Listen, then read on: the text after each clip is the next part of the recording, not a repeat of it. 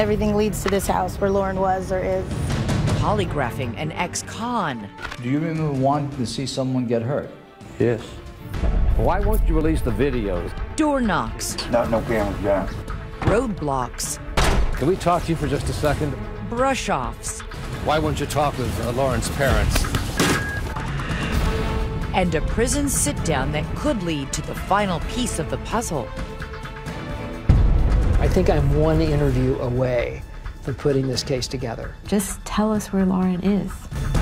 Looking for Lauren. Here's Brian Ross.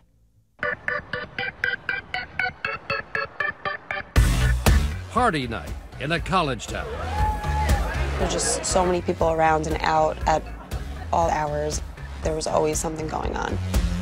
At Kilroy's Bar in Bloomington, Indiana, students from Indiana University pack the place and then head home in the early morning hours. You feel very close-knit there. There's never like a question of me being unsafe. Yet it was shortly after leaving Kilroy's, 5 years ago this month, that 20-year-old Lauren Spear, a sophomore from New York, vanished off the streets of Bloomington and has not been seen since.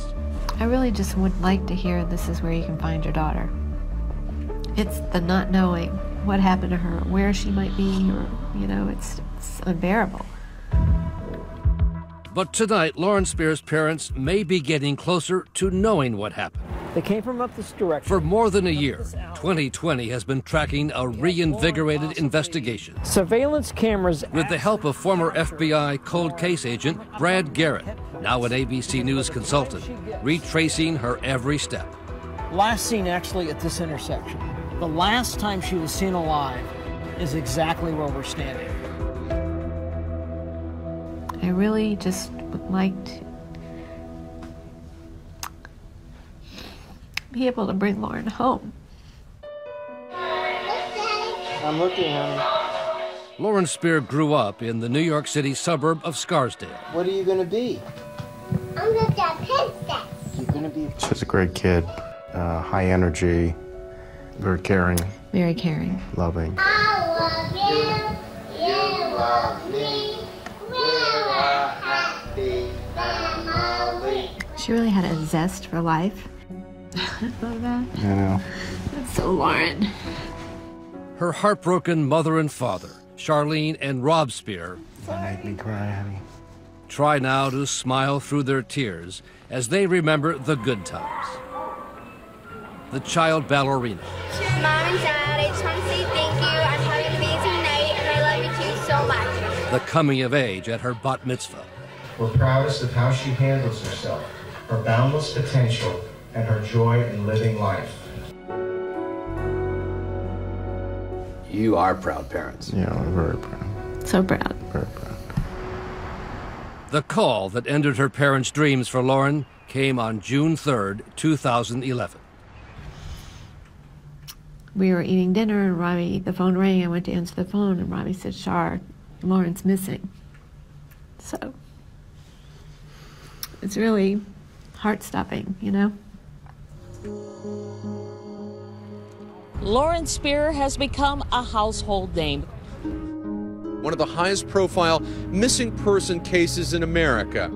We believe that the chances are very great that there was foul play, because otherwise we feel Lauren would have made contact by now.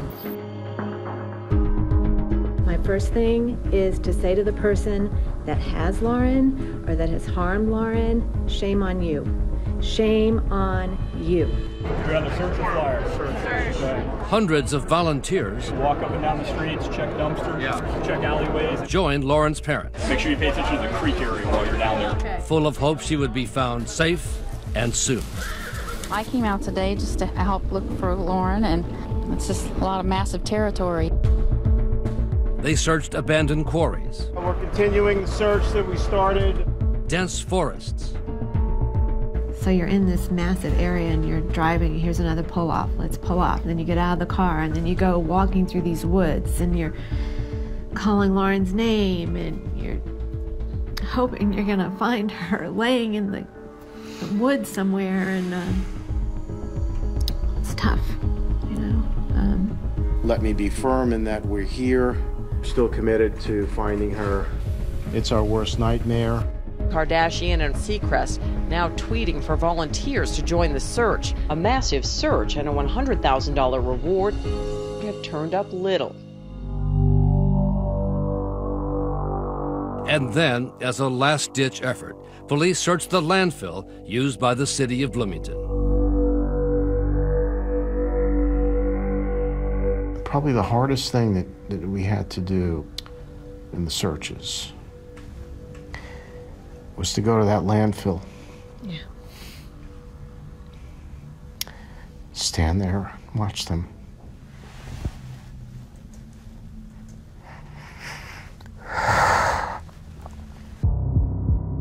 The search turned up empty.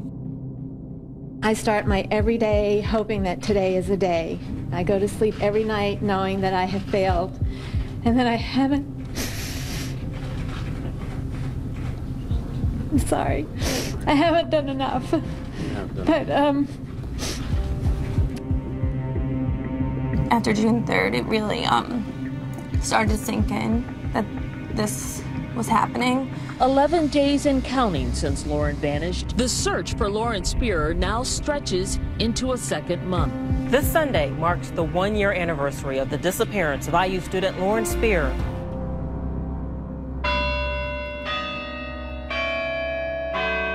Today, the missing person posters are all but gone around the Bloomington campus, and the name Lauren Spear is a thing of the past to many.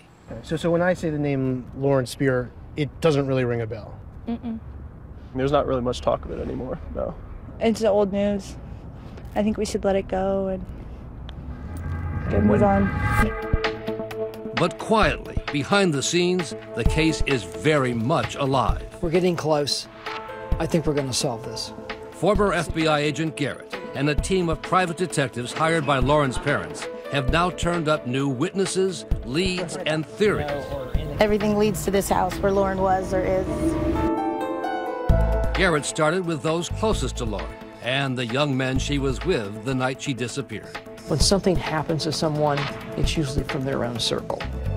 Garrett also focused on reports of a white truck in the area that night. The kind of truck driven by this ex-convict. He might be somebody we need to take a look at. Regarding the disappearance of Lauren Spear, do you intend to answer all the questions truthfully? Yes. Also in the mix, a flood of tips about the alleged involvement of current and former members of Indiana biker gangs. Did you shoot her? No, I didn't shoot her. You didn't shoot her? What to do with her? I don't even know the broad. I told you that. Bikers. And then, in the last few months, Garrett received a set of brand new leads from inside a state prison, claiming that some of Lauren's fellow students saw her die and secretly disposed of her body. She OD'd. They got scared and drove her down to the Ohio River and disposed of her body. 3 major theories on the board, all being chased. No lead could be ignored, no clue dismissed. So you have to figure out a way to crack that. And that's what I've been trying to do for the last year. All coming down to a fateful few moments. Basically, this mystery is in a block. Somewhere in this block.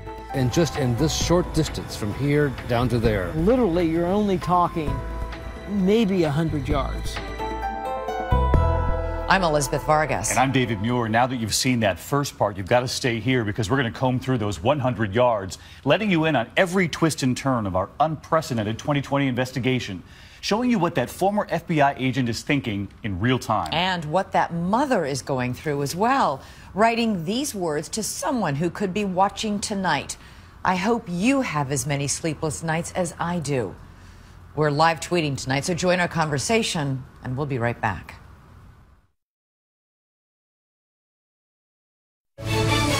2020 continues with Looking for Lauren.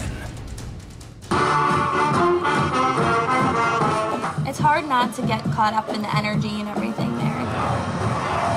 It really is like happy. I feel like part of the community. Yeah, and exactly. With its Big Ten school spirit, Indiana University seems far removed from the temptations and dangers of the big city. You just felt like this is what college is supposed to be like. On move-in day here every fall, the emotional scenes are played out as parents say goodbye, just as Lauren's parents, Charlene and Rob, did in 2009, confident she was in a good place. I didn't have any qualms about saying goodbye. Did you have any sense at all that there could be danger there? No. No, not at all. As far as Lauren's parents knew and heard from her roommates, their daughter fit right in and was busy studying for a career in the world of fashion. She's just bubbly and outgoing, and you just really instantly fall in love with her when you meet her. But what her parents only later came to learn from investigators is that Bloomington, like many college towns, has its dark side, with students describing rampant alcohol abuse and a thriving drug scene. Cocaine, Xanax, all types of different drugs, marijuana. Some people dipped into acid. Seth Parker, now clean, says he was part of that scene. It was just a whole bunch of college kids that had money and could afford to do the things that they were doing. Including Lauren Spear. Was it distressing to hear that there was this party scene and she was part of it? I don't think I realized what degree, you know, and it was a little bit of a shock. In fact, police found a small amount of cocaine in her room after she disappeared. So drugs, unfortunately, are the key component to this case. On the night she vanished, Lauren was in full party mode soon after leaving her apartment. I think she didn't make wise choices that night, but she didn't make herself disappear. She spent a lot of the evening with a student she had just met, Corey Rossman, who other students would later say described a wild night. He's like, well, me and Lauren were hanging out, just partying, pre-gaming before we went to Kilroy's watching the game. They got to Kilroy's around 2 in the morning. They're only there about 30 minutes, but during that time period, she leaves her shoes and her cell phone in the bar, and I think that gives you some indication about how out of it she may be at this point. Notably not with Lauren that night was Jesse Wolf, her longtime boyfriend, since high school in New York. Any rational boyfriend is going to be concerned if you're out with other boys, particularly at 2 o'clock in the morning, potentially drunk in a bar. So as a veteran investigator, does that raise questions of motive, possible jealousy? Of course. When she leaves here, this begins a sort of 2-hour odyssey. Roughly 2 hours between leaving Kilroy's and when she ultimately disappears. Lauren and Corey Rossman leave Kilroy's and walk about a block away to her off-campus student apartment in the Smallwood Plaza. They're going to her room up on the 5th floor of this building, having trouble walking, stumbling. Doors open, they step off the elevator, and there are 4 guys in the hallway. All fellow Indiana students. And apparently, they don't like the way Corey is handling Lauren. And Rossman supposedly says something smart to him, and this guy decks him. He goes down. So Lauren and Rossman leave quickly. It's now about 3 in the morning, and they are heading up this deserted alley towards his apartment a few blocks away. She's barefoot walking along here. She actually falls down twice in this alley, according to surveillance cameras.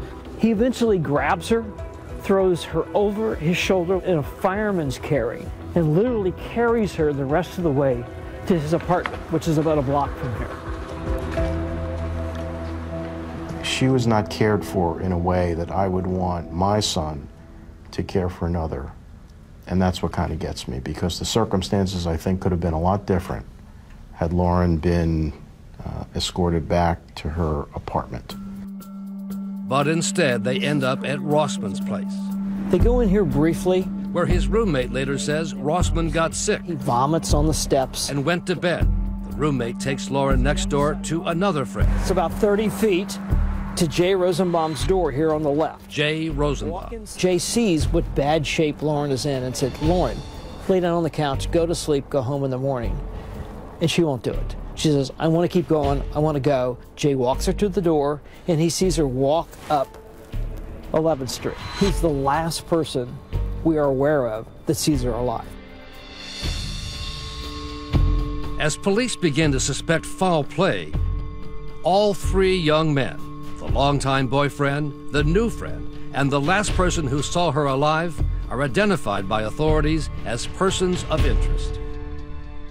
The three boys that she was with all hired attorneys very early on, and that created a wall of access for us.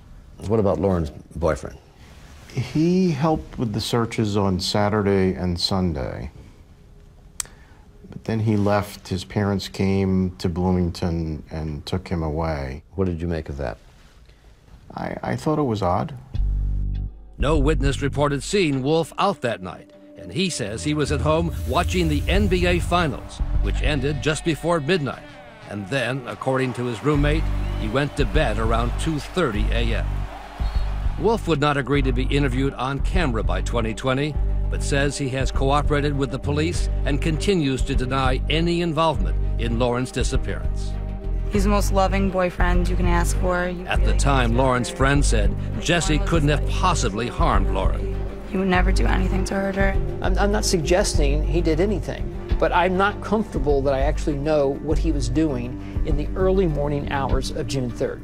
Even more than Wolf, Garrett has questions for Corey Rossman. There's always been this sort of suspicion around Corey as to, well, did you really end up passing out and going to bed before she disappeared? I was not the last person with her. This is all I can say. I'm sorry, but I just hope that they find her as soon as possible, and I'm praying for her and her family. Adding to the parents' anger, they say Rossman was the one friend who refused to talk to them or their investigators. And he claims he lost all memory of what happened after being slugged at Lauren's apartment building. That punch or punches caused him a temporary memory loss. Do you buy that? No, I don't. I think it's a case of self-preservation. He knows more than he's saying? I'm not sure of anything, but what I do know is that there's been a complete lack of cooperation. And he was the person that spent the most time with Lauren in the last hours of her being seen. And he hasn't come forward to try to help? No. He's resisted.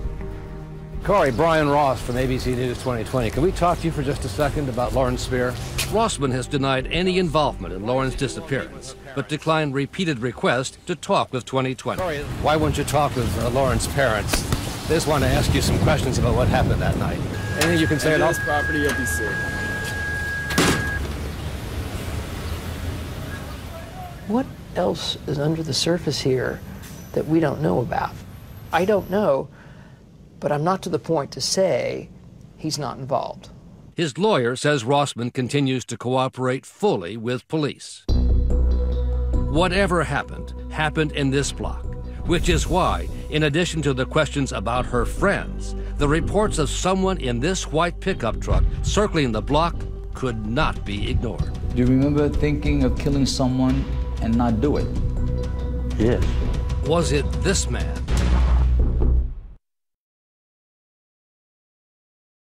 "2020 continues with Looking for Lauren.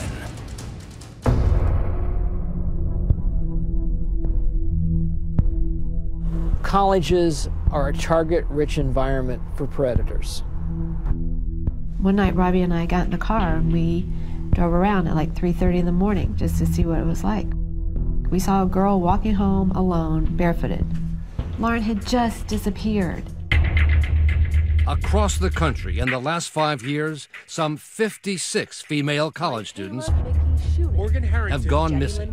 Please keep praying for us. 3 have been found dead. We know where Morgan is.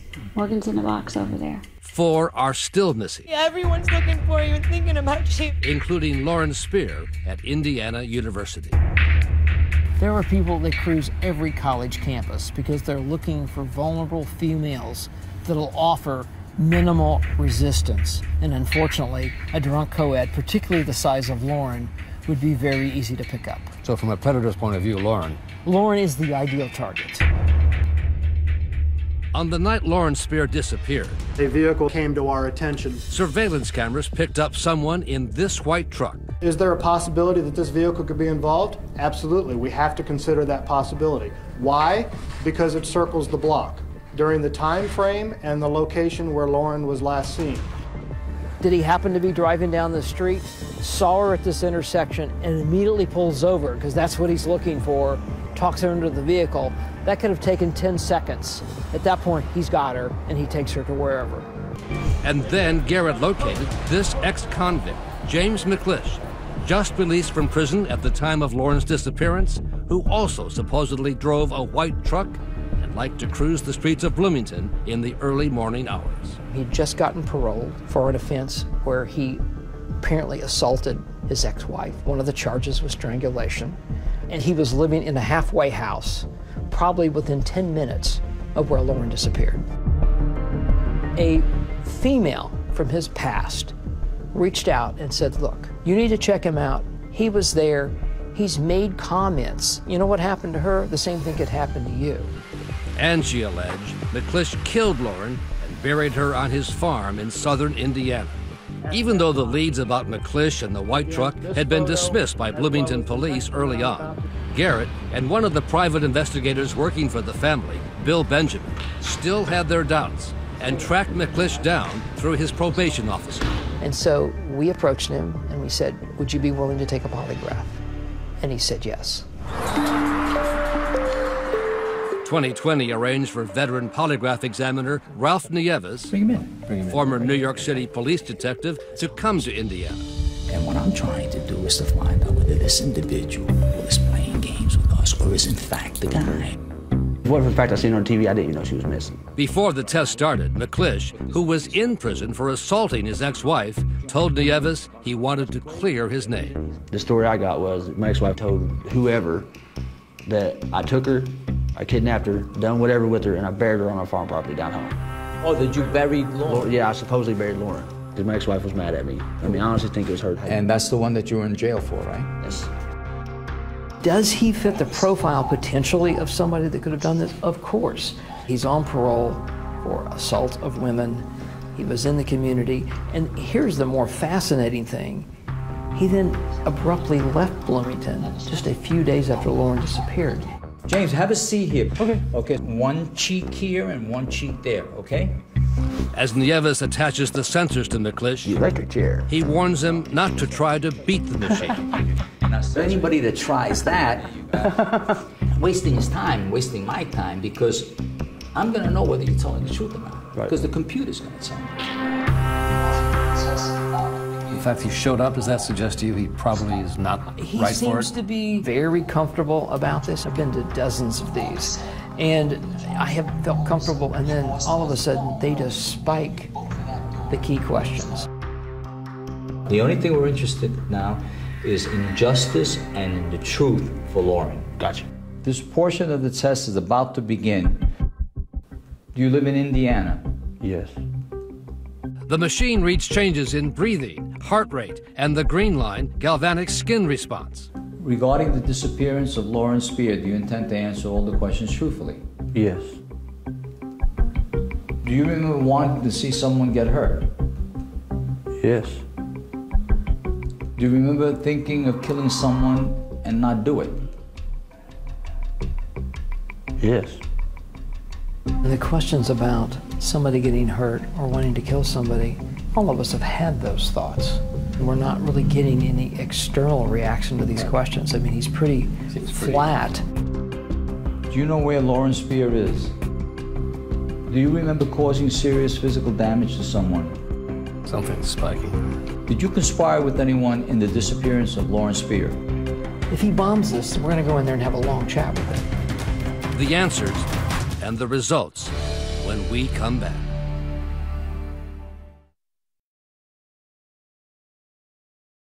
"2020 continues with Looking for Lauren. Regarding the disappearance of Lauren Spear, do you intend to answer all the questions truthfully? Yes. The key question about to be asked of James McClish is whether in the early morning hours at this intersection in Bloomington, Indiana, did he have anything to do with the disappearance of Lauren Spear? Do you know where Lauren Spear is? No. Do you remember causing serious physical damage to someone? No. Something's spiking. Yeah, but you have to be careful interpreting these spikes. Did you conspire with anyone in the disappearance of Lauren Spear? No.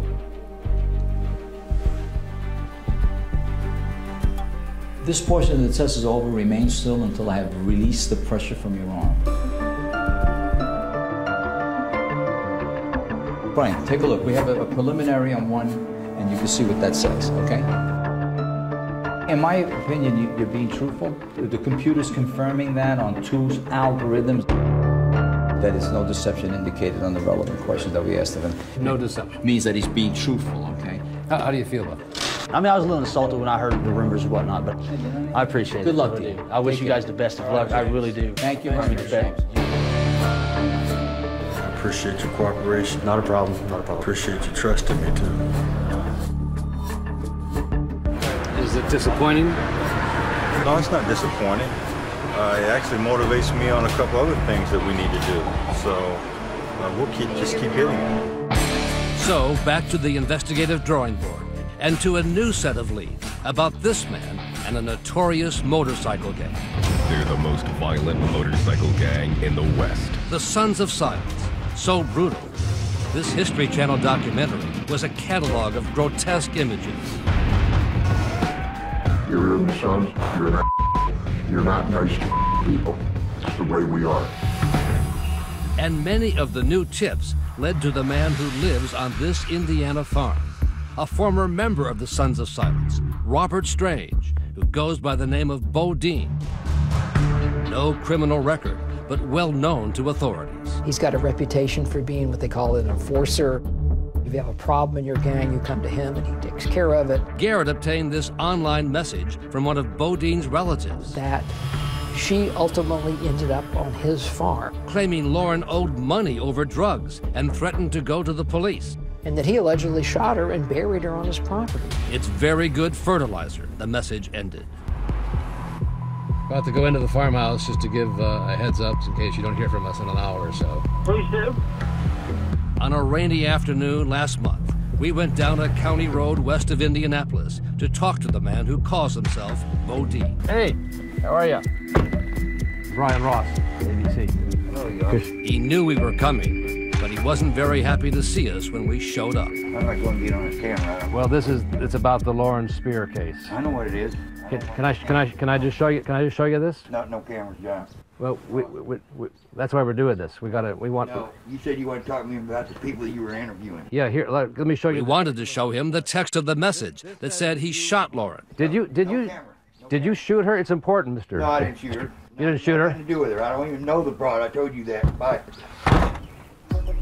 He ordered us to leave his property and later told police if we came back, he would shoot us.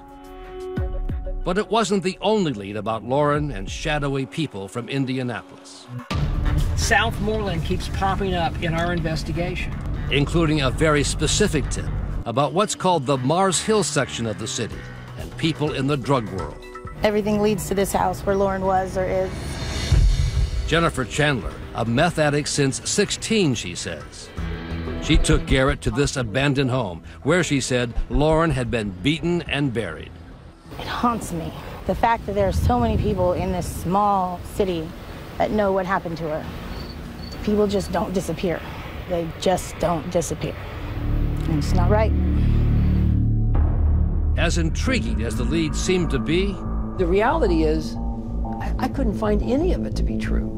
Garrett began to find big discrepancies in any connection to Lauren and Indianapolis or drug gangs there. I have her phone records. We've been through her phone records. It doesn't tie to any numbers that I have, and I've got a lot of numbers of these drug dealers. Nothing matches. And the accounts of Lauren somehow being taken from Bloomington, an hour away to Indianapolis, seemed increasingly far-fetched.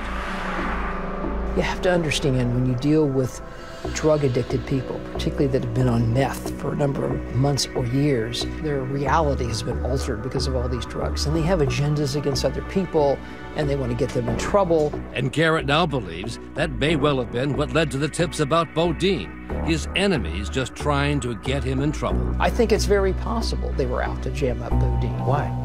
If you lead a life like Bodine has led, there's a lot of people that don't like him. And I've interviewed a number of them, just hate him. And they have put him in the middle of this. So from your point of view, he's off the board too? Based on the facts that we have today, he's off my board. But now a new face on the board and a startling account of Lauren's final hours. Says, man, I knew the guys that did that. 2020 continues with Looking for Lauren.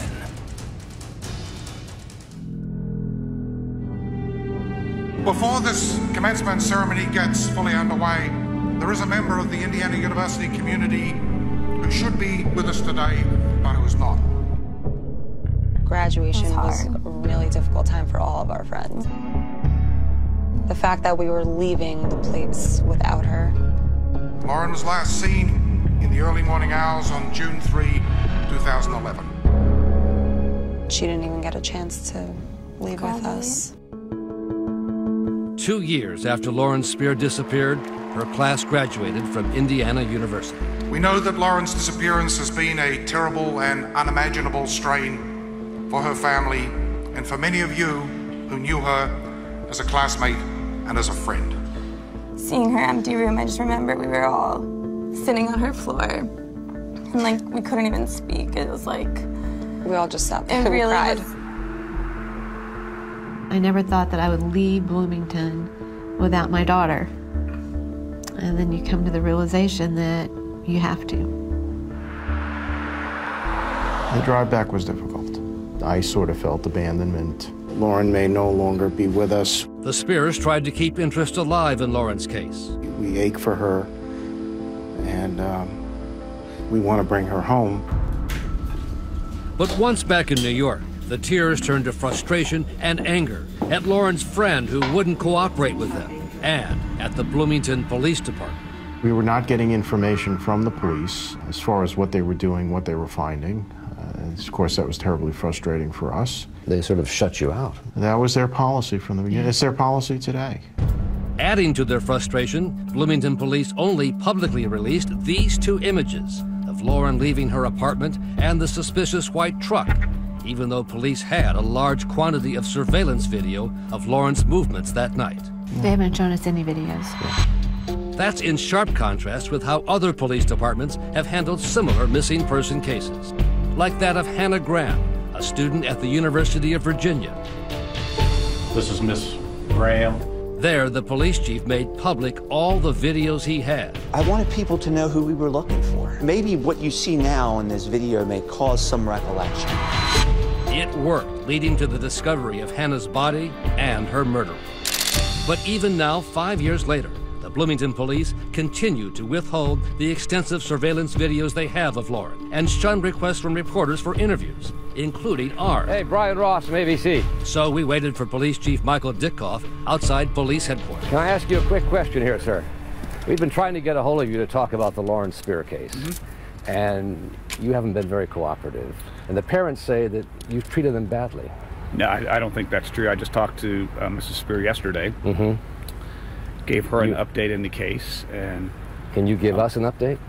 No, because it's still under investigation, and we are following up leads, and we're not gonna try this case in the media. Is it but thank you. It's still an active case, sir? It is still an active case. Why won't you release the videos? Other officers and police chiefs say you should do that. Can you explain why?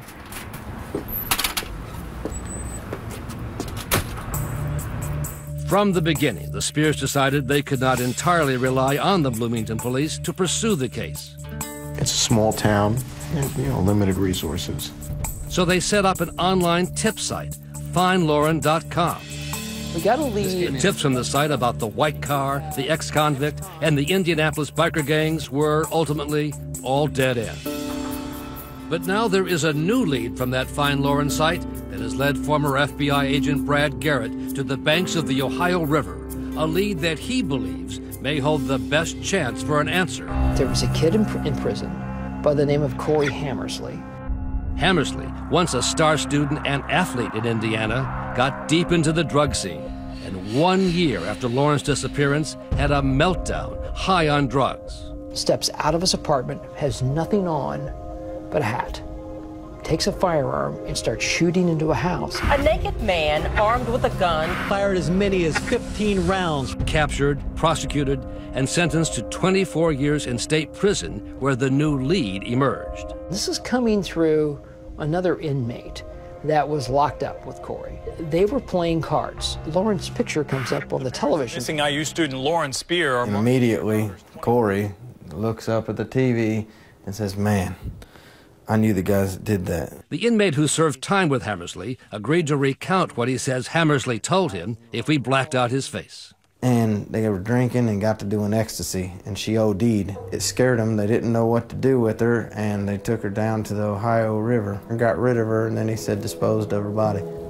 This is a theory you are taking a hard look at. Absolutely, because one of the mistakes in most criminal cases is we investigators try to make them too complicated. The simplest is she died at a party in Bloomington and somebody got rid of her. And it could be right here in this river. It could be right here exactly at the Ohio River. The theory made even more sense when Garrett learned from Lauren's parents that she had a serious heart ailment. So serious, she had to give up sports in school. She had what's called long QT syndrome. It's a heart condition where there's irregular heartbeat. It could be very dangerous. And if you couple alcohol, drugs, and a genetic heart issue that she had, that is a toxic mix. The next step, a prison interview by Garrett, his partner Bill Benjamin, and the former student, the naked gunman, Corey Hammersley. You and others maybe had moved her body. Absolutely not. Absolutely not. Okay. I've never met this person before in my life. You believe he was lying to you? He clearly was lying to me. But, you know, the most interesting thing was the end of the interview. If something came up, would you contact us? If something was jogging your memory, or somebody brings something up in here, would you let us? Honestly, probably not. I don't know I want to be associated with this at all. No. I will not help you. I will not tell you anything I learned, and that's just the way it's going to be. So what does that tell you as a veteran investigator? It tells me he has some reason for lying. All right, thank you. And I knew at that point then, you ready? I have to dig. I have to figure out how Corey knows what he knows. Which led Garrett right back to this block where Lauren disappeared. These buildings where my fingers are a prime target as to maybe where she could have ended up that night. In an apartment somewhere off this alley. A drug hangout for students, a 2-minute walk from where Lauren was last seen alive. Now Garrett is tracking down the students who were known to have been there. I think I'm one interview away from putting this case together. He has their names. He knows where they live.